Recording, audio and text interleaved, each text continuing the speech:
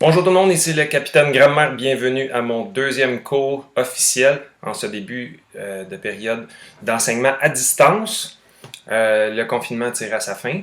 Nous autres, on a des apprentissages à faire. Il faut continuer nos apprentissages.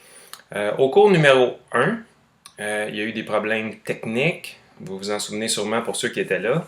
Le cours avait été fait sur la plateforme Teams.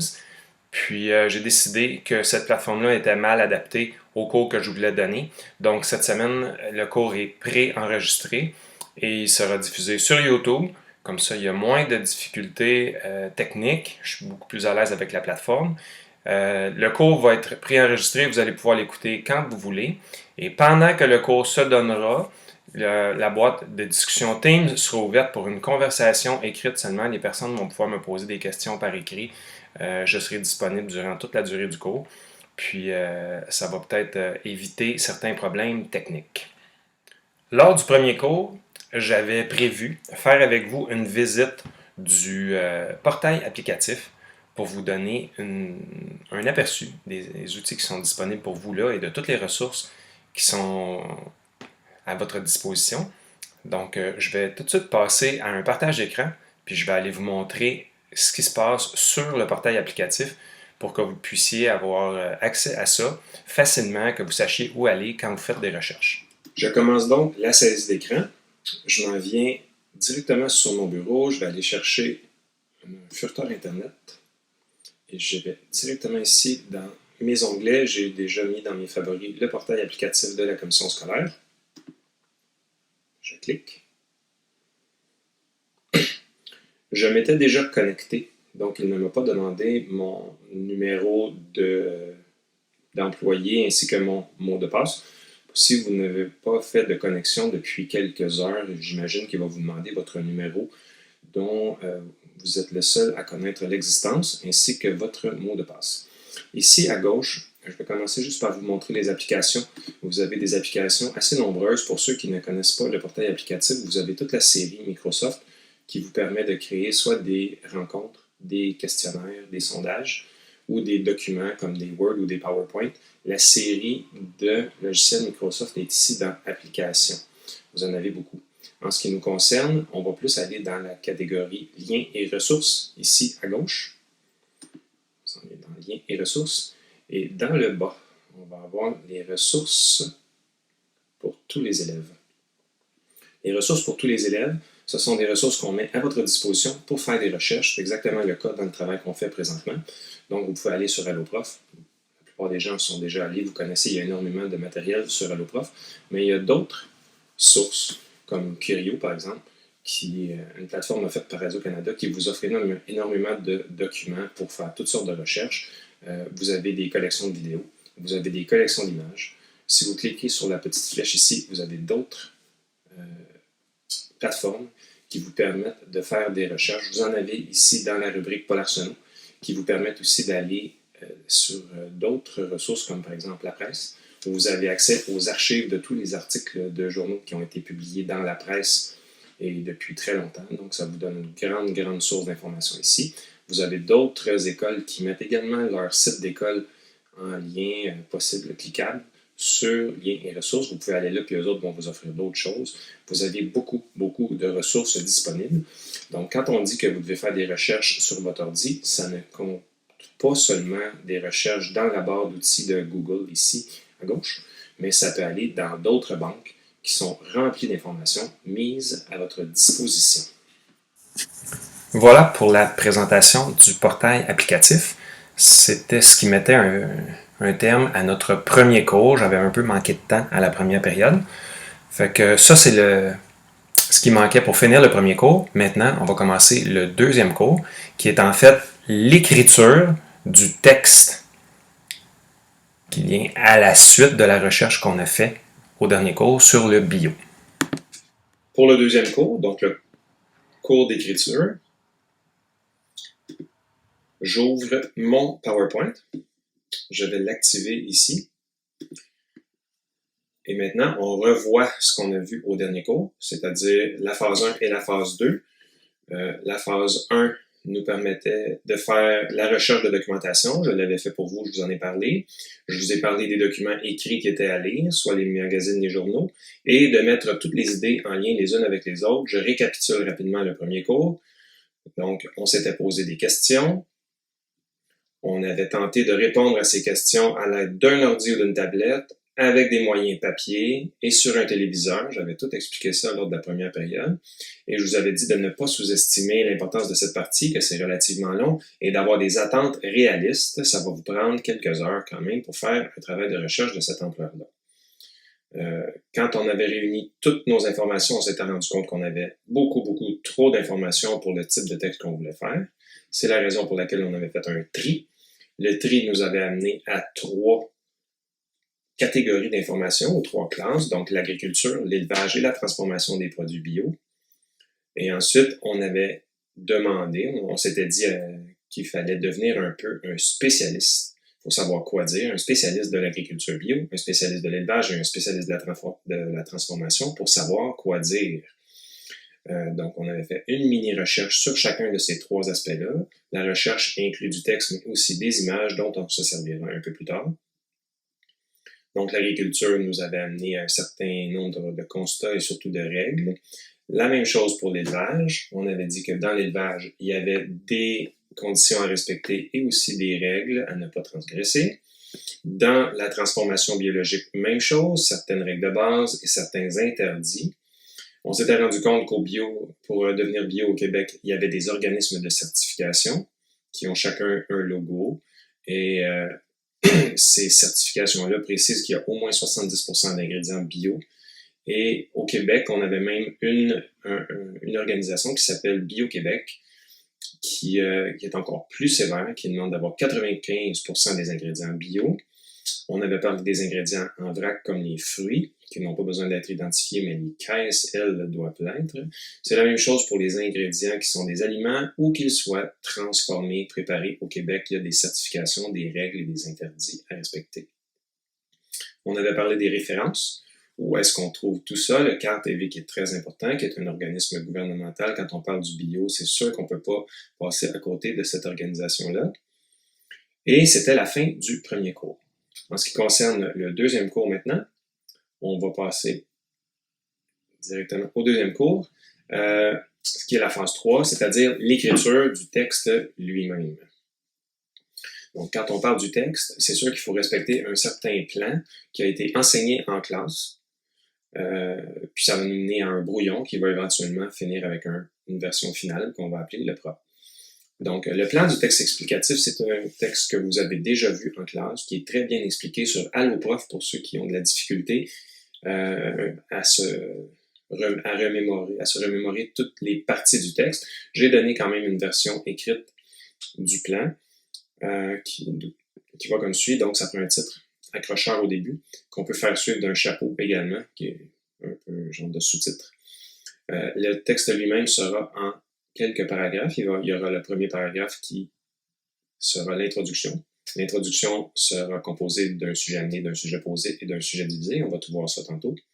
Le développement, lui, sera, on l'avait dit au premier cours, en 3 paragraphes. On va écrire les 3 et on réduira, si c'est trop long, à 2 à la fin.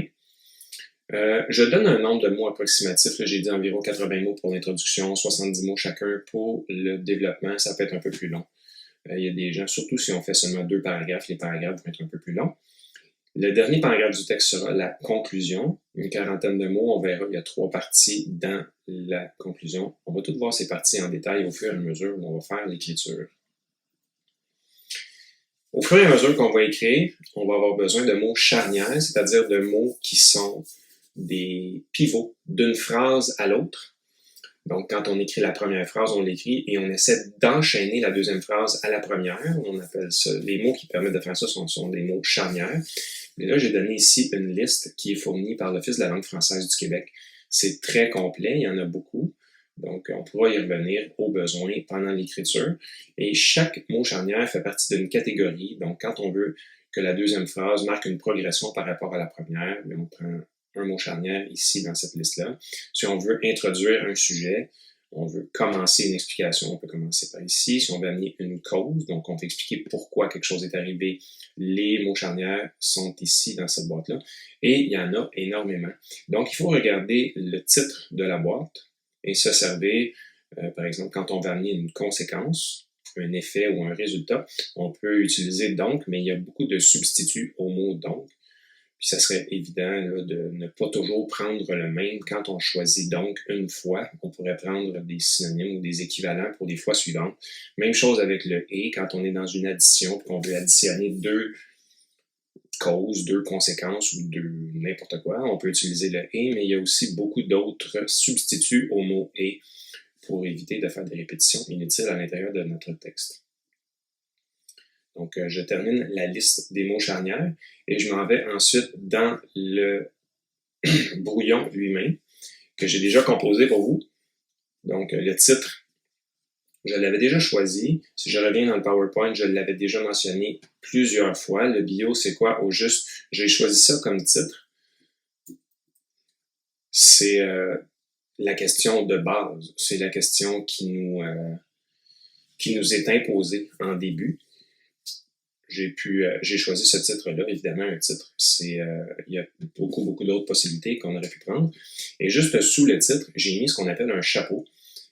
C'est beaucoup plus qu'une simple étiquette, le bio. C'est une étiquette dans le sens physique du terme, parce que sur les produits, on va généralement mettre un petit autocollant, donc une étiquette, mais c'est un double sens de dire étiquette, parce que on l'étiquette dans notre tête, on le catégorise, c'est une étiquette ou une appellation. Donc, j'ai trouvé ça intéressant de faire un double sens dans le chapeau. Donc, le bio, c'est quoi au juste? C'est beaucoup plus qu'une simple étiquette ou une catégorie d'éléments. Dans l'intro, notre intro sera composée de 3 parties, sujet amené, sujet posé et sujet divisé. Et vous voyez la ligne verte ici, ça vous permet d'avoir le plan à gauche et le texte lui-même à droite. Je l'ai codé par couleur pour que ce soit super facile à suivre. Donc, le sujet amené, qui est en fait une mise en contexte progressive et indirecte, c'est important quand on écrit un sujet amené de ne pas parler directement de la question tout de suite.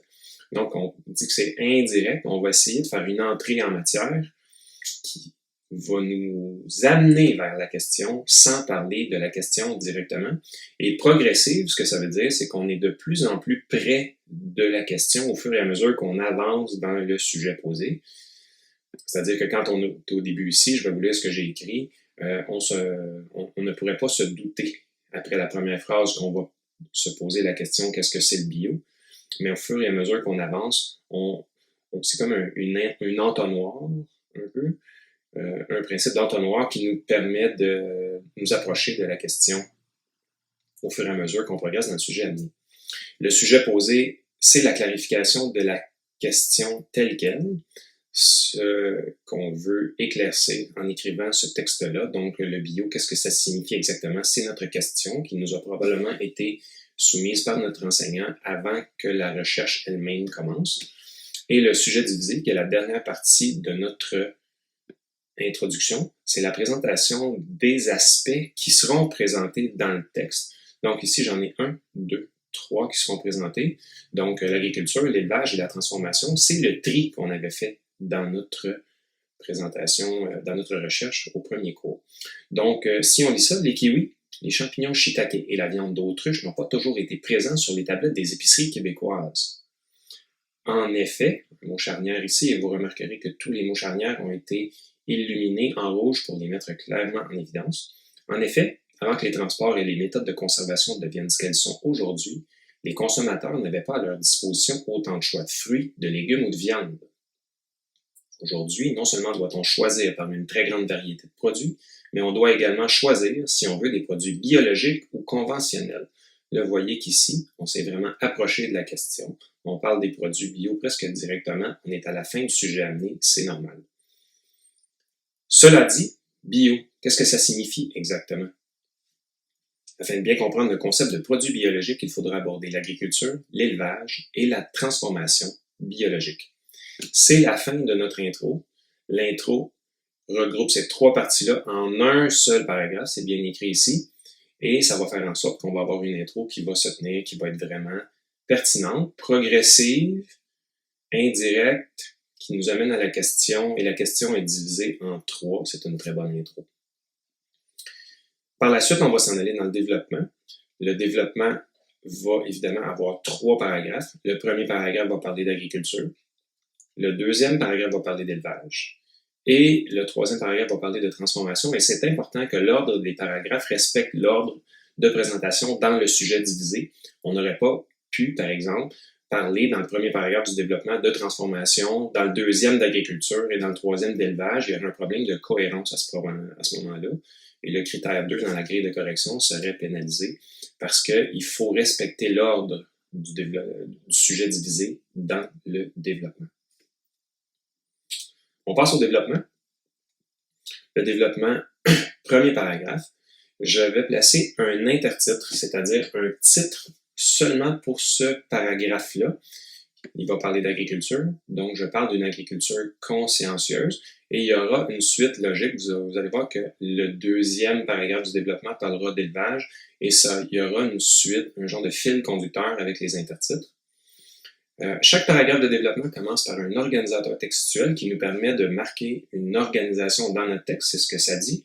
Donc, le premier paragraphe sera débuté par premièrement, le deuxième viendra avec deuxièmement et le troisième viendra avec troisièmement. À gauche ici, j'ai écrit dans la petite bulle que c'est important qu'ils viennent en kit. C'est-à-dire que si on prend premièrement, on ne pourra pas prendre en deuxième lieu, par exemple, parce qu'en deuxième lieu exige dans son kit de venir avec en premier lieu. Donc, si on prend en premier lieu, il va falloir prendre en deuxième lieu et en troisième lieu. Si on prend premièrement, il faudra prendre deuxièmement et troisièmement. Puis si on commence avec pour commencer, pour continuer, pour finir. Pour, c'est ce qu'on appelle des kits. Ça vient en kit de 3. Ça fait partie de l'organisation logique et de la cohérence du texte d'avoir des organisateurs textuels qui vont ensemble pour les 3 paragraphes du développement et aussi pour la conclusion. Donc, nous autres, ici, on a pris premièrement, ça sera deuxièmement, troisièmement et finalement, qui sont tous des adverbes. Ils vont ensemble, donc ils forment un kit. Une fois qu'on a écrit premièrement, on s'en vient à la deuxième partie du développement, qui est une présentation de l'aspect développé. Donc, si je reviens à mon sujet divisé à la page précédente, donc on parle dans le paragraphe 1 d'agriculture. Donc, c'est important de dire l'agriculture, c'est l'action de produire des plantes. Okay, donc, l'agriculture, c'est-à-dire l'action de produire des plantes, peut être biologique. Je viens de présenter mon aspect 1. Ensuite, je dois l'expliquer. Expliquer, ça vient avec des procédés, ça se fait à l'aide de processus, de procédés explicatifs qui sont résumés par les 5 lettres suivantes, C-I-D-R-E ou CIDRE. C pour comparaison, I pour illustration, D pour définition, R pour reformulation et E pour exemple. Donc, ces procédés-là peuvent tous être utilisés. On essaie autant que possible d'en utiliser plus qu'un et de ne pas toujours prendre les mêmes afin d'être clair, cohérent et diversifié dans nos explications. Pour ce qui est du I, l'illustration, je ne sais pas si vous vous souvenez, je vais revenir dans mon PowerPoint au début. Ici, j'avais trouvé une image pour l'agriculture, j'avais trouvé une image pour l'élevage et une image pour la transformation. C'était volontaire. Quand on sera rendu à la version finale, au propre, j'intégrerai une illustration ici dans le paragraphe pour être capable d'illustrer ce que c'est l'agriculture. Une image vaut 1000 mots. Il y a beaucoup de gens qui aiment ça. Dans les revues, on fait toujours ça. Dans les journaux aussi, on essaie de mettre des images. Ça aide les gens à comprendre nos explications. Vous remarquerez encore que j'ai mis de l'éclairage rouge sur les mots charnières. Il y en a beaucoup. J'essaie d'en mettre presque à toutes les phrases, ce qui fait en sorte que notre écriture est plus fluide. Les phrases sont attachées ensemble. On n'a pas l'air d'avoir fait des phrases toutes disparates qui sont une à la suite de l'autre sans lien logique. Donc, je lis mon paragraphe. L'intertitre, donc, une agriculture consciencieuse.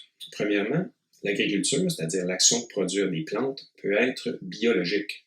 Pour être bien clair, les fermiers qui décident de travailler ainsi doivent respecter 3 règles essentielles.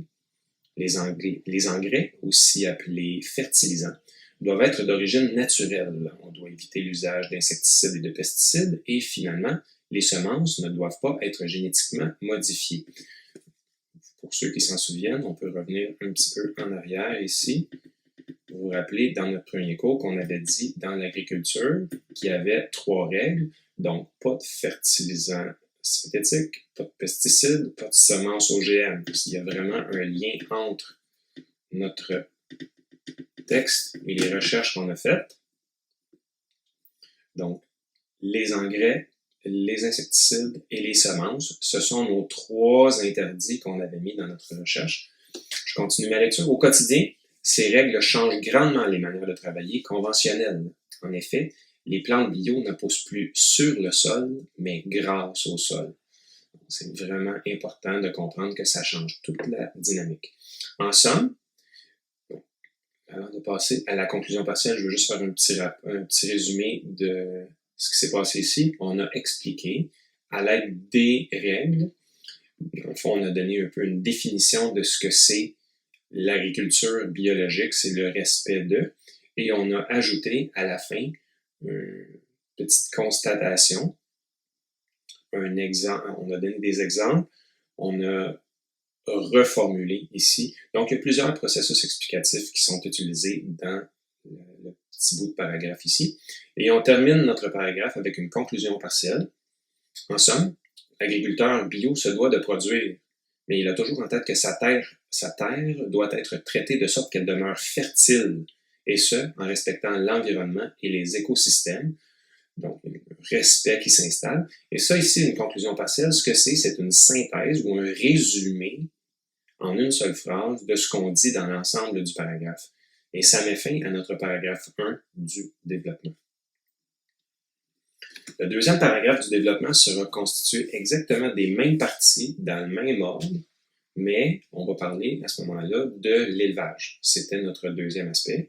Donc, on va commencer avec un intertitre, un élevage respectueux. J'avais dit tantôt une agriculture consciencieuse, donc je mets une, le nom dont on parle et un adjectif, un élevage respectueux, et ce sera le même principe tantôt, sur la même forme pour mon intertitre du troisième paragraphe. L'organisateur textuel doit aller en quête avec le premier, fait qu'on avait dit premièrement, maintenant on s'en est à deuxièmement. Je présente l'aspect qui est l'élevage, donc l'élevage, c'est-à-dire l'action de faire grandir des animaux, peut également être biologique, et je donne des explications. Les explications viennent avec les 5 processus explicatifs qui sont enchaînés grâce à des mots charnières pris dans la liste au départ que je vous avais donnée. Donc, pour être ainsi nommés, les vaches ou les cochons bio, par exemple, doivent être nourris exclusivement au moyen de produits végétaux biologiques. En conséquence, les hormones, les antibiotiques ou sous-produits animaux ne peuvent leur être donnés à manger. Par ailleurs, ces animaux ne peuvent être empilés dans des enclos surpeuplés où les mouvements sont restreints. Pour ceux qui s'en souviennent, je reviens à notre cours numéro 1 où j'avais parlé de l'élevage. L'élevage nous donnait 3 interdits, pas d'antibiotiques et d'hormones, pas de farine animale dans la diète, c'est-à-dire qu'on ne broie pas des autres porcs pour les donner à manger à d'autres porcs, et la surpopulation animale doit être évitée. Donc, si je reviens dans mon paragraphe 2, les hormones, les antibiotiques et les sous-produits animaux. Donc, vous voyez qu'on a nos 2 premiers interdits ici. Et le 3e interdit, ces animaux ne peuvent être empilés. C'est notre 3e règle à ne pas transgresser. Donc, nos 3 règles pour l'élevage sont bel et bien mentionnées ici. Et on finit avec une conclusion partielle qui est une synthèse ou un résumé de l'ensemble du paragraphe. Pour résumer, les animaux bio, ce sont des bêtes qui ont été élevées dans un environnement respectant le plus possible leur mode de vie naturel. Ça aussi, ça se retrouvait dans les points qu'on avait mis dans notre recherche au départ dans le cours 1. Voici la fin du 2e paragraphe. Le 3e paragraphe du développement commence par un intertitre. J'avais mis 1 pour les 2 premiers. Je les avais mis au singulier, donc une agriculture et un élevage. Mais vu que les transformations sont vraiment nombreuses, j'ai mis des transformations réglementées sous le même format, déterminant, nom et adjectif ici. Je commence mon paragraphe par un organisateur textuel qui va en quête avec les 2 premiers, premièrement, deuxièmement et troisièmement. Je présente l'aspect qui est en fait les transformations. Donc, certains aliments transformés comme le café, le fromage ou le yogourt peuvent aussi recevoir une certification bio. On a présenté notre troisième aspect. On l'explique à l'aide des procédés explicatifs que l'on enchaîne avec des mots charnières. Donc, pour ce faire, les entreprises de transformation doivent se conformer à 3 règles essentielles. Dans le cadre de la préparation des produits, elles doivent s'abstenir d'utiliser des colorants chimiques ou des agents de conservation synthétiques. Il leur est en outre interdit d'irradier les produits afin de leur donner une plus longue durée de vie. Donc, on a les 3 interdits ici qu'on avait vus. Je retourne dans mon cours 1. Dans la transformation biologique d'aliments, on a l'interdiction des colorants, l'interdiction de l'irradiation, c'est-à-dire de prendre des rayons radioactifs pour rendre la nourriture plus durable, et pas d'agent de conservation. Si on retourne dans notre paragraphe 3, donc, dans le cadre de la préparation, elles doivent s'abstenir d'utiliser des colorants chimiques ou des agents de conservation. Ça, c'était la 1 et la 3. Il leur est en outre interdit d'irradier. C'était l'interdit numéro 2. Donc, on a fait nos 3 interdits ici. On fait la synthèse du paragraphe qu'on appelle la conclusion partielle. Bref, ici, j'aurais dû mettre le bref en rouge. Je l'ajouterai pour la prochaine fois. La texture, la couleur et le goût des produits biotransformés doivent refléter uniquement les caractéristiques naturelles des ingrédients utilisés. Et ceux-ci doivent être bio. Donc, bien sûr, si on veut faire du café bio, il faut qu'à la base, le café ait été cultivé grâce aux techniques bio qu'on a vues dans le premier paragraphe, parce que le café, c'est une plante. Donc, si on veut faire pousser une plante bio, il faut respecter ça. Et dans la transformation du café, ben, on ne pourrait pas ajouter, par exemple, de la saveur de vanille dans un café bio, parce que de la saveur de vanille, ça ne reflète pas le goût naturel d'un café. À moins que quelqu'un me prouve que du café naturel peut goûter la vanille. Mais normalement, du café, ça goûte le café. C'est la fin de notre 3e paragraphe de développement. On s'en va maintenant à la conclusion. La conclusion est constituée de 3 parties. Un organisateur textuel qui va en kit avec les 3 précédents. Donc, nous autres, on avait mis, je le répète, premièrement, deuxièmement, troisièmement. Ça nous oblige donc à prendre finalement. On ne pourrait pas prendre, par exemple, ensemble ou en guise de conclusion. Ça nous ferait un problème de cohérence parce que les organisateurs textuels ne seraient pas en kit à ce moment-là, puis il y aurait des points qui seraient perdus dans la cohérence du texte dans le critère 2 de la grille. Ensuite, il faut faire un résumé général du texte, c'est-à-dire un résumé des 3 paragraphes du développement. Donc, il va falloir faire un résumé de l'agriculture, de l'élevage et de la transformation. Je vous lis ça.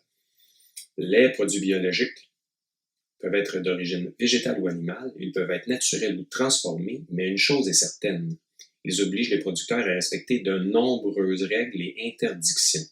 C'est pourquoi le fait d'être bio représente une véritable valeur ajoutée à un produit. La valeur ajoutée, c'est donc un produit qui a plus de valeur, qui peut se vendre un peu plus cher. Le résumé général est d'habitude en 1 ou 2 phrases. Je l'ai fait en 2 phrases ici, c'est correct. On enchaîne nos phrases le plus possible avec des mots charnières que j'ai, encore une fois, illustrés avec de la lumière rouge. On va finir avec un mot de la fin qu'on appelle l'ouverture. C'est le mot technique pour dire mot de la fin.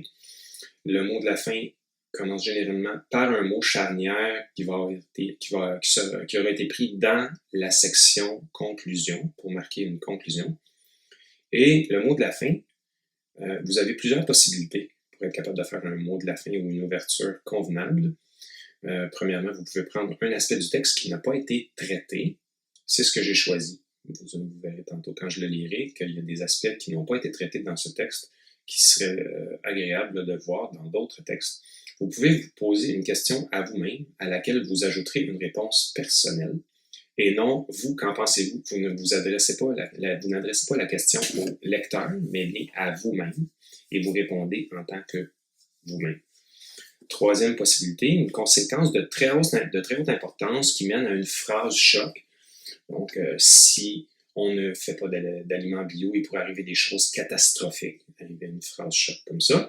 Un souhait orienté vers l'avenir, il serait souhaitable qu'à l'avenir, les gens, par exemple, achètent plus d'ingrédients ou de produits biologiques. Vous pouvez également prendre une citation qui provient d'une personne célèbre qui a dit quelque chose d'intelligent et d'intéressant par rapport aux produits biologiques qui s'adapte bien à votre contexte. Ça arrive que c'est pertinent. Il arrive certaines fois qu'on ne trouve pas de citation. À ce moment-là, on peut prendre un autre moyen à l'intérieur des 5 qui sont proposés ici. Donc, l'ouverture que je propose pour mon texte, la voici. Pour finir, il va sans dire qu'une meilleure connaissance de l'univers du bio ouvre la porte à d'innombrables discussions sur le véganisme, le commerce équitable, la mondialisation des marchés agroalimentaires ou sur l'autonomie alimentaire. D'autres lectures permettront de mieux comprendre ce vaste domaine. Donc, vous comprendrez qu'il y a des aspects du texte qui n'ont pas été traités. C'est normal. C'est un texte qui est beaucoup trop court pour traiter de tous ces sujets-là. Ça met fin à notre brouillon. Une fois qu'on a terminé notre brouillon, on peut aller placer ça dans une version finale qui nous demande d'écrire le titre, le chapeau, l'introduction.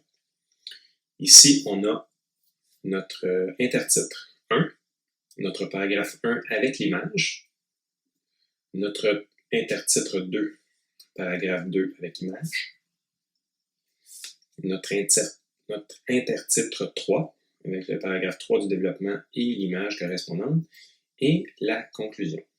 Et on se rend compte, après avoir terminé la conclusion, qu'on a 500 mots pile, ce qui est trop pour les exigences qu'on a pour vous.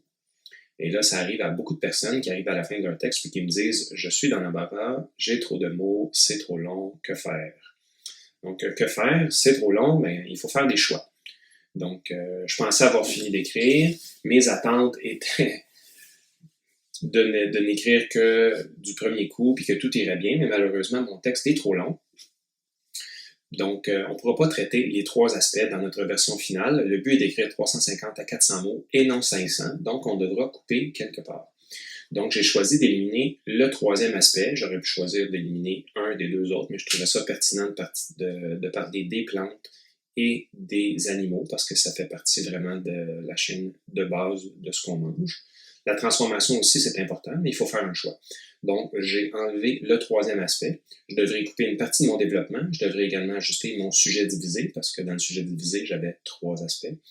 Donc, ce que je fais, c'est que dans mon sujet divisé, au lieu de dire qu'il faudrait aborder l'agriculture, l'élevage et la transformation, j'enlève la transformation, puis je mettrai seulement il faudra aborder l'agriculture et l'élevage.